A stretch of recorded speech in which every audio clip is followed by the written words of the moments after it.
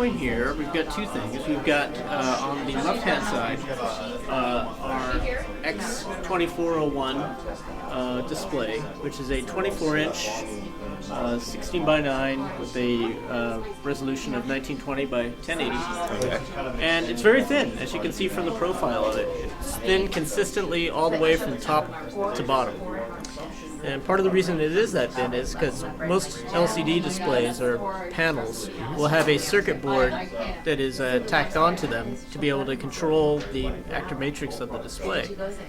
Usually in a display, that circuit board is folded over. But in this configuration, we just continue to make it straight down, and that's why you have this extra surface here. But it also allows us to put DisplayPort and HDMI as connectivity for this display. And you'll note that the connectors themselves, the cables that come with it, are right angled, and they can stay flush with the side of the display. So from a cable management standpoint, you're not having extra cables come out the side of it. This is also a MVA panel. So an MVA stands for multi-domain vertical alignment, which means that, similar to IPS, you get great viewing angle of 178 degrees horizontal and vertical. So your colors are going to maintain their consistency from whichever angle you look at it. Down above, sitting down low, and so forth. It also means that you're going to get good crisp contrast and brightness throughout the image. An MVA panel also exceeds over IPS from the standpoint that it has a very high static contrast ratio. Okay. So to give you some perspective, most of the displays that we have here have a static contrast ratio of about 1001, which is still pretty good. The contrast ratio on this is 5001, which is pretty much on the threshold of human perception, being able to distinguish that amount of contrast. It means you're going to get some really deep blacks, and then the colors are also going to be very vibrant to them as well. So great for photography. Also great for even just somebody who does a lot of spreadsheet work or text-based, because that black on white is going to be very clear and distinguishable. Yeah, it's going to have some good pop to it. So we're showing it here with a wealth of different images, just to kind of showcase That's very nice. what its capabilities are.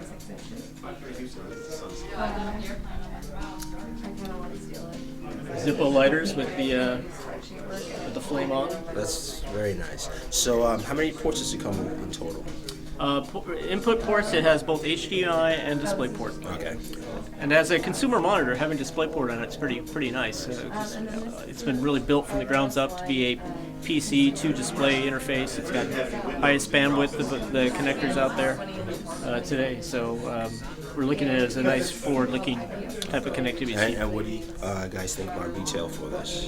This will be priced at about I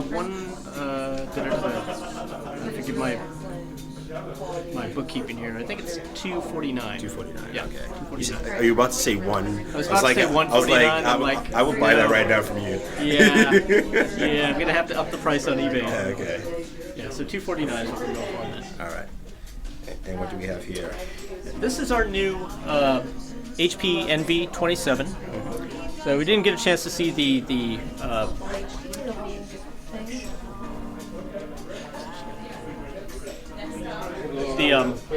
other display on the consumer side over here. But this is an upgrade to that. Whereas we've continued on with the IPS panel that is a edge-to-edge glass type of surface, so there's no bezel on the front of this. Okay. So you get a very clear, unobstructed view of the picture. It's nice and thin on the sides. We've also done some nice things on the ID. For instance, you'll notice on the bottom there's an offset base that's made of die-cast aluminum. So it's nice and it's heavy enough to keep the display balanced, but it's also offset, so it goes the length of the display, as opposed to taking up a footprint that comes out in front of you. So this way you're able to push it back further on your desk and have more desktop surface to be able to work on. You can still do keyboard parking where you can slide a keyboard underneath. Okay.